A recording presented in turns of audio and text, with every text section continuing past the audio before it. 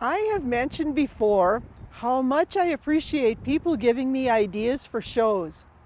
Several years ago, a friend named Suzette told me I really should go and see the local foods program at South Dakota State University. Then another friend named Bonnie said the very same thing. Well, it didn't take me long to do some research and find out that Brett Owens was in charge of the program. And when I called him, he said, "Sure, come for a visit." So we loaded up the Prairie Yard and Garden crew, and here we are. Hi, Brett. Hi, Mary. We're very happy to have you here at the Local Foods Education Center today.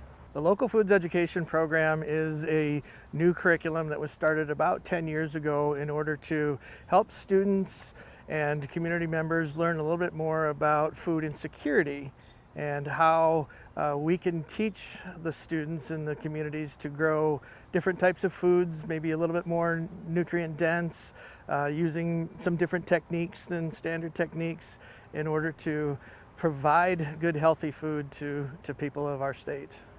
How did the program get started? The program actually started about 2012 with a small little student garden. We just had some interest from some of our horticulture students, and we got a small plot of land just east of town a little ways, and we started growing food. And it turned out that very first year to be extremely successful, and students were like, yes, we want to continue doing this.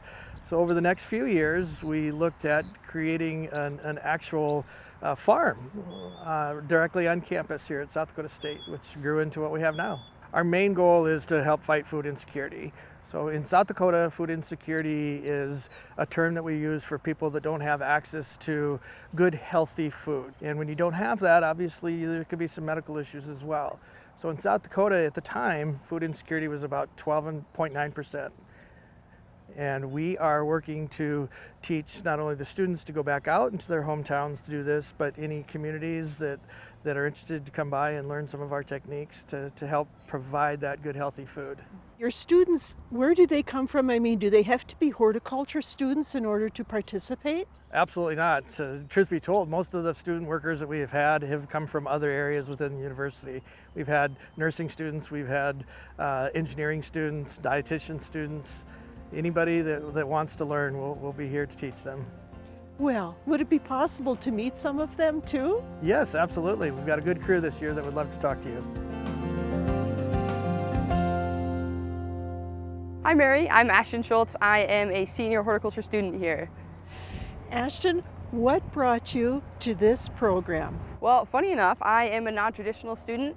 I knew I wanted to work outside, and then when I came here, I met with Brett, and I really liked his vision with helping with food insecurity, and it's great to me because I'm from Brookings, and so to be able to be in my community and kind of have a little piece in that is really great.